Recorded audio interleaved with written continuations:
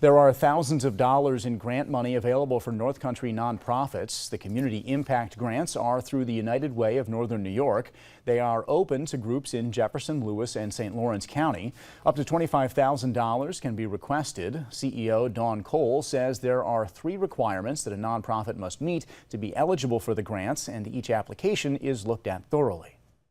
We're looking for programs that are innovative, collaborative, inclusive, and that also tie to our priority areas, which are social determinants of health, supports for children, and employability supports. A total of $250,000 is available to be split up in the first round of funding. Applications must be in by August 31st. You can find a link to apply on our website, WWNYTV.com.